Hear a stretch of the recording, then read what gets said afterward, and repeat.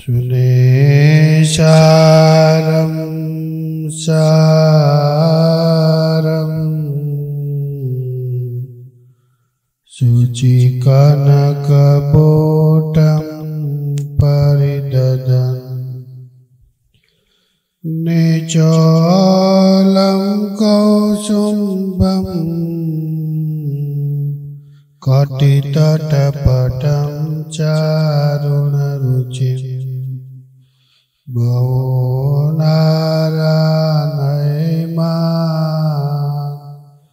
वरवलयके युरमुकुटान् असद्वक्त्रन्दुर्मे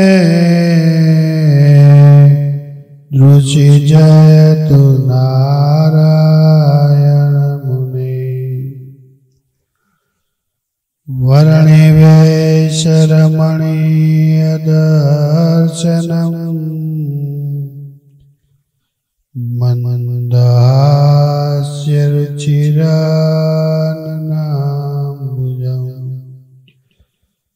पूजितं सुरनरोत्तमेर्मुदा धर्मनन्दनमहं विचिन्तये। ॐ अवतारिणे पूर्णपुरुषोत्तमाय नीलकण्ठाय घनश्यामाय नमो नमः। अवतारिणे श्री सच्चिदानन्दाय स्वामिने नमो नमः। अवतारिणे श्री स्वामिनारायणाय भगवते नमो नमः। श्री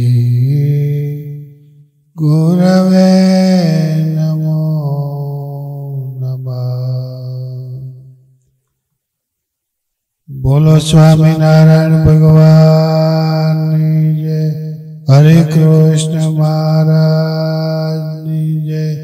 गुरु जोगी स्वामी महाराज जय। जय स्वामीनारायण।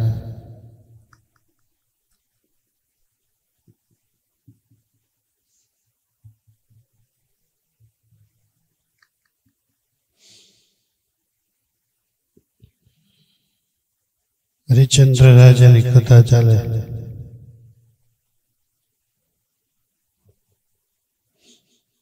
આગળ વાંચીએ આપણે। વિપ્ર કહે સુણ રોહિદાસ સુભાગ્યજી સુગંધી ફૂલ લાવ્યા જય બાગજી ગયા ત્યારે ત્યાં દૈસ્યા કાળે નાગજી તેણે કરી તરત કર્યું તના ત્યાગજી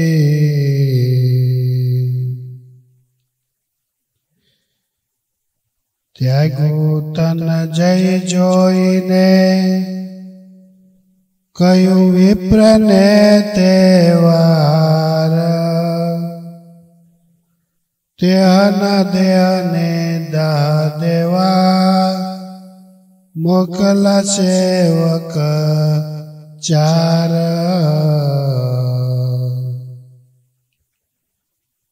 તે સબ લાવ્યા ગંગા તટે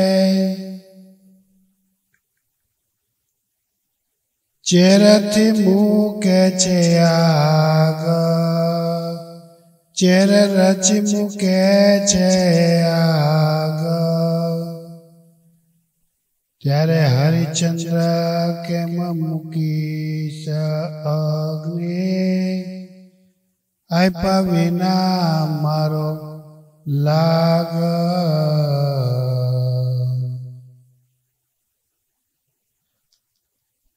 આપી લાગલ ગાડી ચિતા થયું અર્ધ પડ્યું ત્યારે તન ત્યારે નાખી છે ઓલવી ઘણો ઘણો વરસી ઘન ત્યારે નાખી છે ઓલવી ઘણો ઘણો વરસી ઘન ત્યારે આવી છે તારા ત્યાં લીધું મળતું તે ખોળામાય ત્યાં એવા ઋષિ કહે આપું છરી રાખો ભૂત ભય ન રહે કાય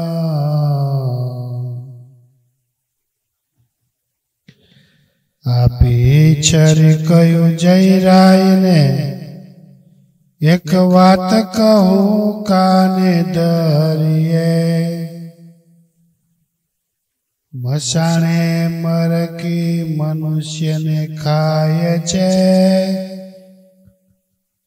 કાપી કાપી છરીએ ખાય છે કાપી કાપી છરીએ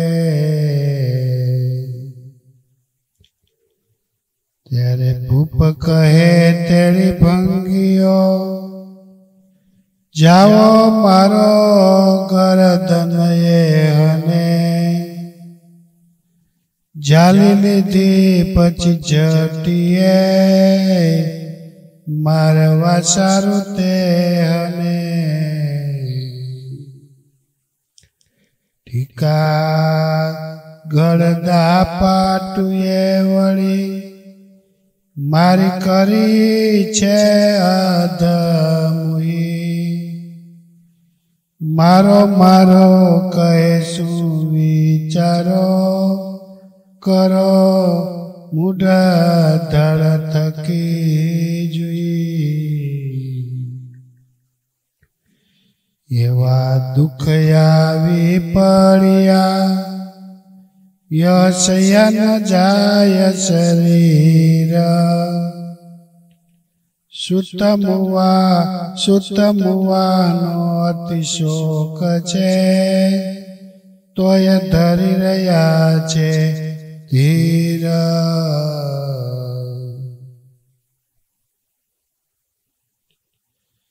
પછી હરિચંદ્રને હુકમ કર્યો આવ્યો મારવા ગરદન આવ્યો મારવા ગરદન નિષ્કુળાનંદના નાથની કસણી સહી શકે કહો કોના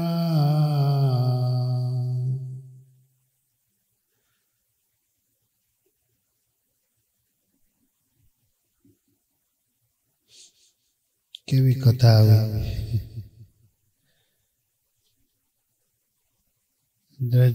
હરિચંદ્રની કસોટીમાં ખરેખર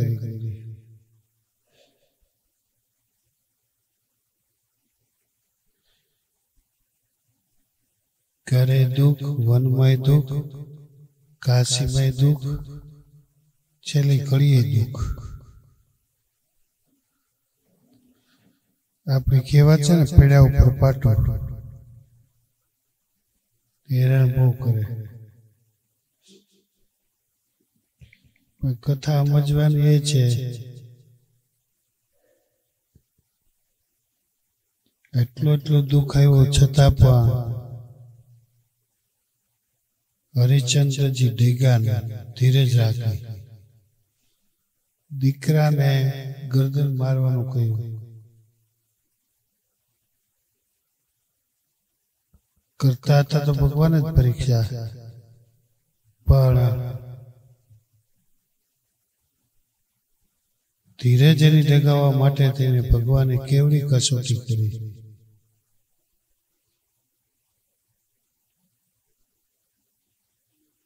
દેગાની હરિચંદ્રજી દાડી ગયા.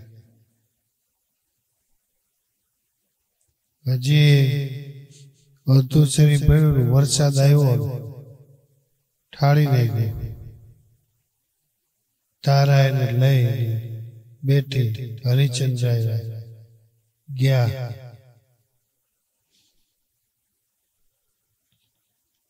હવે એથી મોટું દુઃખ આવશે, કરવત ભાગ કરશે દીકરાને. એની વાત છે.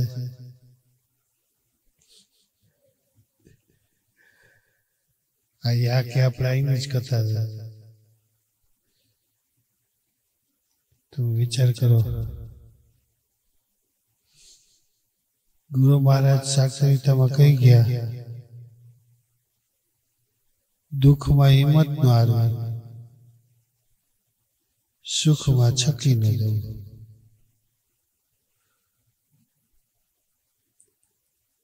બે રેખા જેવા શબ્દ છે. દુઃખ તો આવવાનું જ છે. દેશ કાળ ક્રિયા સંસાર મંત્ર આ 8 છે ને, એ દેશ કાળ ના જોઈએ. દેશ કાળ હટી જાય એટલે દુઃખ જતું રહે. દેશ કાળ ને વિશે હિંમત રાખવી એ જ મહાન છે. તમે વિચારો, કઈ જમીનમાં દેશકાળ આવે? પેલા મેં નીકળ્યા, મેં પૂછ્યું આવો, તો કે ધોવાઈ ગયા, પારો તૂટ્યો નહીં. તમને કલ્પના હતી ગઈ પારા તૂટશે? કીધું ત્યારે નક્કી જ હોય કે ગમે એવું આવે તો પારો તૂટવો ન જોઈએ. તમે તો રક્ષણ માટે કર્યું, પણ દેશકાળ એવો હતો ને, રક્ષણ ને બસે દુઃખ આવ્યું. કેટલા પાડા ધોઈ નાખ્યા. કાલ માણાવદર ગયા, સપને વહાણ નથી ગયા. અહીંયા સહજાનંદ સોસાયટીમાં ગોઠણ પાણી, ઘરમાં આવવાની જરાક જ વાર હતી, ફળિયામાં પાણી આવી ગયું. એટલા વરામાં કોઈ જોયું નથી.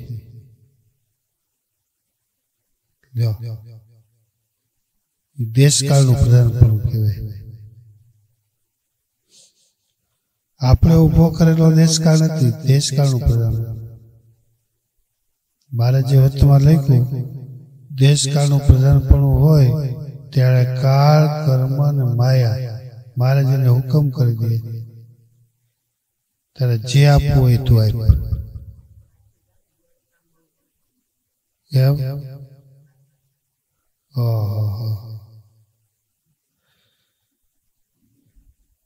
આમાં તો ભગવાન હિંમત આપે તો જ થાય, કઈ ન થાય.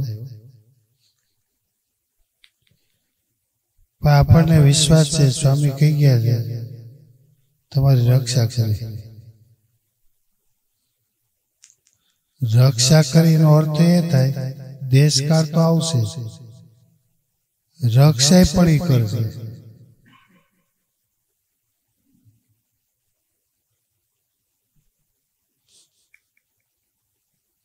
જીવબા લાડુબા કેટલા મહારાજ પ્રભાવિત થયા હતા. મહારાજ એની આગળ એમ બોલ્યા, આ ગઢપુર મારું, હું ગઢપુર નથી જવાનું કોઈ દી, દેશકાળમાં નહીં જાઉં. એટલા રાજા એને જ પાછા દેશકાળ આવ્યા.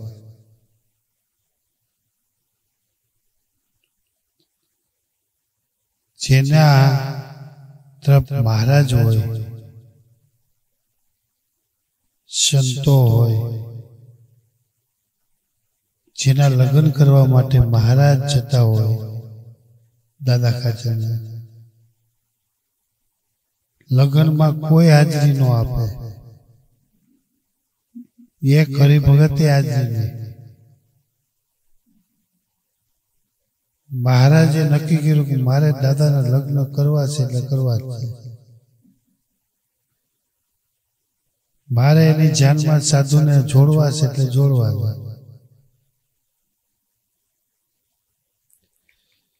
આમ તમે ખાલી વિચારો તો દેશકાળ કેવું હોય છે.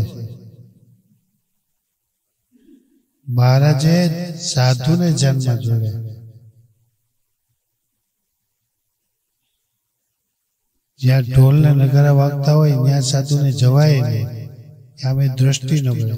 એને બદલે એને સાધુને જાનમાં જોડ્યા. જોડાય તો બરાબર. મેન જે રથ હતો એમાં જ બેહાડ્યા સાધુ. સંતો હું વૈરાગના પદ ગાય. દાદો ખાચર બેઠો થઈ ગયો. મહારાજ મારે નથી પરણવું. ના પાડી દીધી મહારાજને. જો ના સંતો જો ને ગાય. મહારાજે સંતોને કીધું અત્યારે વૈરાગના પદ ન હોય, લગ્નના ગીત ગાઓ. બ્રહ્માંડ સમય પછી લગ્નના ગીત ત્યાંથી ઉપાડ્યા.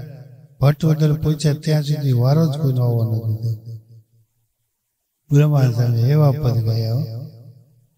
ગઈતી કહેતી ભરવાના નહીં એવા પદ ગાયા.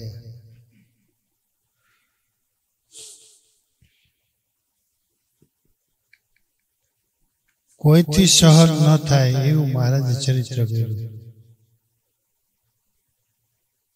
સુખ એવું આપ્યું કોઈને હજી સુધી નથી આપ્યું.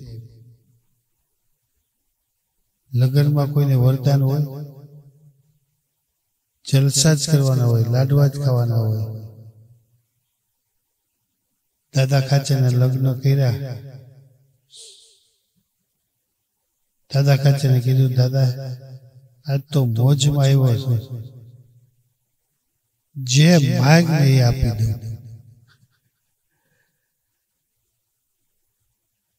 કોઈ નથી, હું ને તું ને હગાવાલા, બીજું કોઈ કરતા કોઈ નથી. અને મારા હગાવાલા કોણ? આ સંતો મારા હગાવાલા. સંતોની હાજરીમાં તું માગી તને આપી દઉં. તું માગી લે. દાદા ખાચર કે મહારાજ તમે રાજી થયા હો, વરદાન આપવાના જો, તું એ માગો. તમારા ભક્તના દોષ જોયા વિના તમે ધામમાં લઈ જાય. ભગત ગમે તેવો હોય, ગમે તેવી ભૂલ કરી હોય, અંત સમયે એને ધામમાં લઈ જાય. તે જ ઘડીએ મહારાજે હા પાડે. કેટલા મોજમાં આવી. અંતકાળે મારા જનને હું તેડવા આવ્યો, વિરુદ્ધ મારું બદલે નહીં. સૌ જનને જણાવી દઉં. તમે તો ખાલી મને એકને કીધું છે, હું લેખિત કરીને આપી દઉં. અંત સમય આવશે હું એટલે તેડવા જાય. પણ એટલી શરત, જે ધામમાં મુક્ત થાય છે ને જમપુરીમાં નહીં જવા દો. જે ધામમાં મુક્ત થાય છે ને ત્યાં મૂકી આવે છે. શુદ્ધ થઈ જાય એટલે પાછું તેડવા હું જ આવ્યો. મહારાજે કેટલા મોજમાં. ઈથી મહારાજ નું એટકું નહીં. લગ્ન કરી અને ગઢપુર આવ્યા. દાદા ખાચરની પત્ની જસુ. મહારાજે એને કીધું તમારા પતિદેવને તો રાજી કર્યા, તમે આજ માગી લો, તમને આપી દો.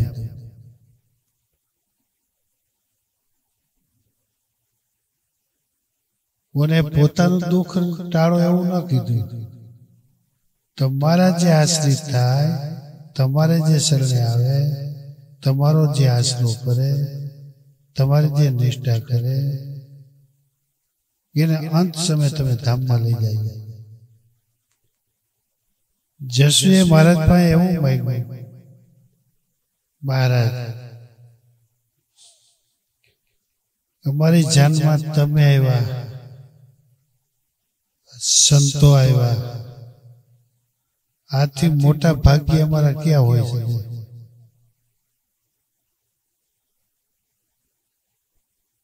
મહારાજ તમે કહ્યું એટલે આજે હમણાં જ સંકલ્પ થયો, આખી જિંદગી આ સંતોની વચ્ચે કાઢવી જોઈએ. શામટા સંતો રહ્યા અમારે ત્યાં. સંતો જે દિવસે નહીં હોય ને તે દિવસે અમે કોઈ જીવી નહીં શકીએ. મહારાજ કે તમને તથાસ્તુ. સંતોને કાયમ ગઢપુરમાં રાખ્યા.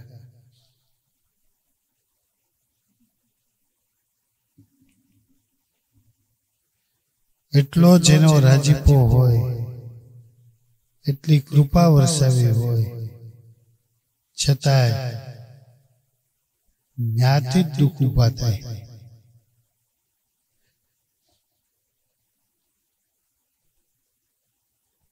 અપરંપાર છે ભગવાનની લીલા. કેવી વાત છે આ. દાદા ખાચર આવ્યું, પત્નીને આવ્યું, જીવબા લાડુબાને આવ્યું, નાની પંચાળીને આવ્યું, પ્રભાના સોમાદેવી, આ બેને કષ્ટ આવ્યા.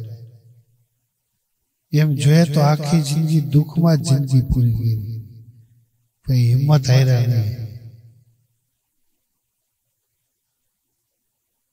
આપને એની હવાય ન લાગે, હવા લાગે તો આપણું કામ થઈ જાય. કેવી વાત છે. રોજ મહારાજ પાસે એવી પ્રાર્થના કરે, મહારાજ ગમે એવું ભલે દુઃખ આવે, સહન કરવાની શક્તિ આપો. અમે તો સહન કરી શકીએ એમ નથી, પણ તમારી કૃપા હશે ને તો વાદળ જેવા દુઃખ છે ને એની સહન કરી લેશે. માનવદરમાં આવ્યું, વાદળ જેવું દુઃખ આવ્યું ને, સપને વાળને એવો વરસાદ, પારો તૂટ્યો, એક હારે પાણી આવ્યું. એમાં હિંમત વાળા હિંમત રાખે, હિંમત રાખે તો પછી પૂરું થઈ જાય. એમાં સત્સંગમાં હિંમત રાખે એનું કામ છે. મોટા સંતો કાયમને માટે કહેતા રહ્યા,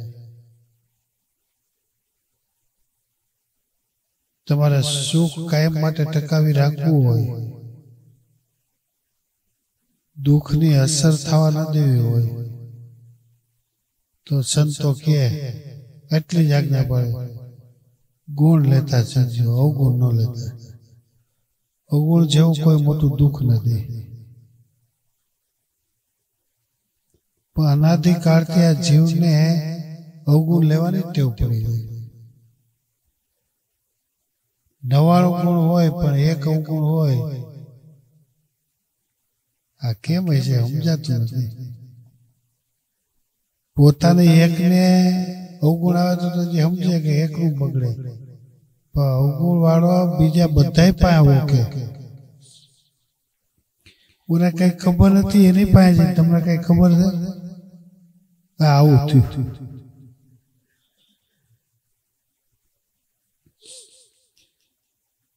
જીવનમાં એક અવગુણ લેવાની ટેવ છૂટી જાય, એના જેવો સુખ્યો કોઈ નથી. સ્વામી સાક્ષરીતામાં ઘણી જગ્યાએ નામ લખ્યું. થાણા પીપળી વાળા ત્રિકમ ભગત. ખાલી એટલું, તમે તમે તુમ હો નાથ ઓર ઉપમા જ જાને.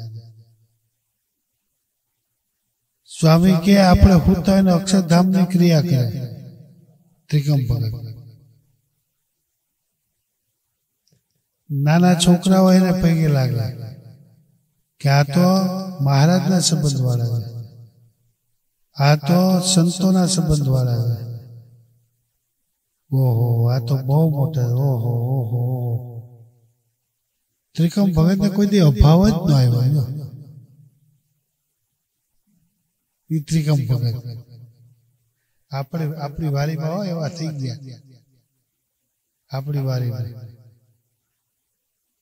ભાવ જ ન આવ્યો.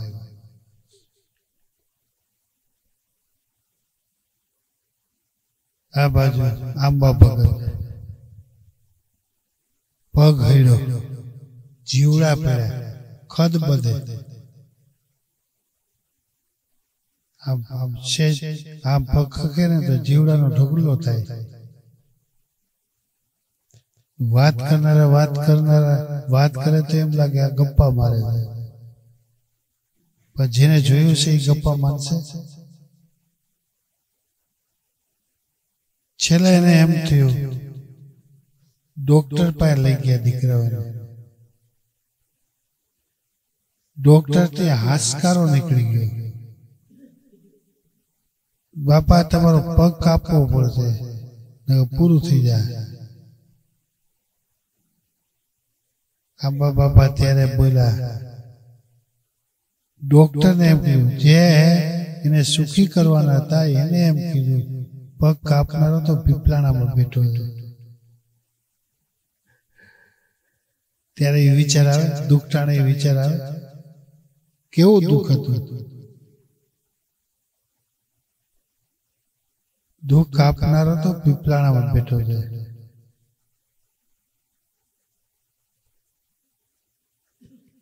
ડોક્ટર પાસે ન કાપ્યો, આવી ગયા ઘરે આવ્યા. વાડીએ રે એક દિને વિચાર આવ્યો,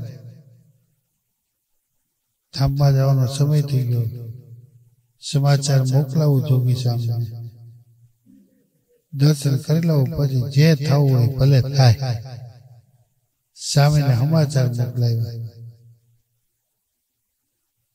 સ્વામી દર્શન દેવા આવો, વાડીમાં પડ્યો છું.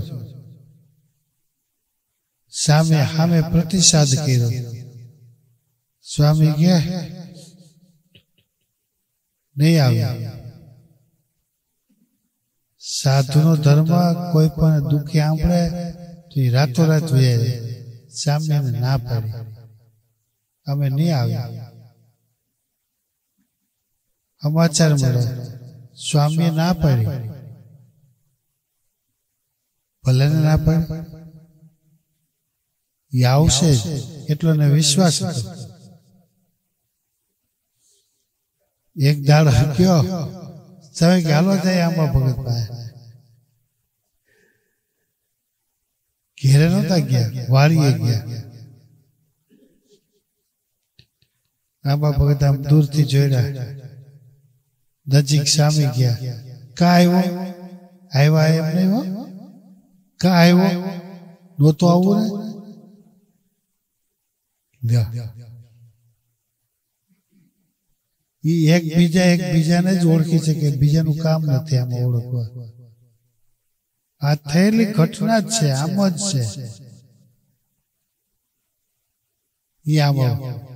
એ પ્રતાપસિંહ રાજા બની શકે, અને એ જોગી સ્વામી સુરત મુનિ બની શકે. ખાલી રૂપિયા ને સરકારમાંથી કેટલા મળ્યા હતા? આંબા ભગત રૂપિયા મળ્યા હતા કે મારે ઘરે રૂપિયા નથી લઈ જવા, સરકારનો રૂપિયો મારે ઘેરે નથી વાપરવો, મારે જોગી સ્વામી કથા કરી નાખવી. શાકભાજી નો આવે, દહીં નો આવે, રૂપિયા. સ્વામી ભાઈ આવ્યા, સ્વામી કે કથા કરી. સ્વામી કે આપણે હું કથા વાંચું, તમારે સાંભળવું, પણ એક શરત, હું અનાજ નહીં લેવાનું, તમારે અનાજ નહીં લેવાનું. અનસર રથ લઈને 7 દિવસ આપણે બેસી જાય. આંબા ભગત હા પાડી. કોઈ જાણતું નથી, સુરતના હરિભક્તો જાણતા નથી, સંતોને ખબર નથી. અને 2 જણા નક્કી કરી લીધું.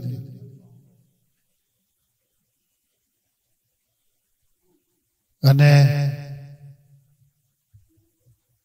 સ્વામીએ કીધું કે ચાલો એક પાટ નાખી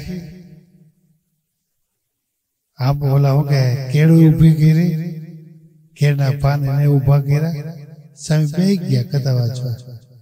આમાં અનશન વ્રત લઈને ના વાત તો વાત વાયુ વેગે પસરી ગઈ. જોગી સ્વામી અનશન વ્રત લઈને બેસી ગયા. આંબા ભગતે કથા સાંભળે. હરિભક્તો મહિના આવવાના સ્વામીને પ્રાર્થના કરી કે સ્વામી, અતિ આગ્રહ કર્યો ને સ્વામી દૂધ ખાલી લીધું, અનાજ તો ન જ લીધું. સ્વામી 7 દિવસ સુધી ઉપવાસ કર્યા ને આંબા ભગતે દૂધ ન લીધું. 7 દિવસની કથા કરી. સ્વામી કેવડી ધીરજ કહેવાય. ધીરજ રાખનારા ગયા, એના દર્શન આપણે કર્યા ને આપણું કામ થઈ ગયું. હા, આવા હરિભક્તના દર્શન એ જોગી સ્વામી એમ કહી શકે કે આ પીપળાનો દેશ કાળે અમે એની રક્ષા કરશું. ગમે એવું દુઃખ આવે તો આપણે આપણી પાસે હિંમત અને શ્રદ્ધા હોય તો કામ થાય, બાકી કામ ન થાય. દુઃખની અંદર તો ગમે તે હોય તો હિંમત હારી જાય, પણ દુઃખની અંદર રક્ષણ કરનારા તો એ જ છે. ગમે ત્યારે ગમે તેમાં પ્રવેશ કરીને રક્ષા કરે, ગમે એને નિમિત્ત બનાવી દે. હરિશ્ચંદ્ર રાજાને કેવું, અને છેલ્લા ખબર પડશે નિમિત્ત કોને બનાવ્યા. પોતે જ દુઃખ આપ્યું, પોતે જ નિમિત્ત બન્યા, અને પોતે જ પાછળ દર્શન થઈને કીધું જા તારું હવે કલ્યાણ થઈ ગયું. એમ ભગવાન પોતે જ આપણું રક્ષણ કરે, નિમિત્ત બીજાને બનાવે, પણ દુઃખ ટાણે આપણે હિંમત હોવી જોઈએ. સહજાનંદ સ્વામી મહારાજ, સ્વામી નારાયણ નારાયણ નારાયણ.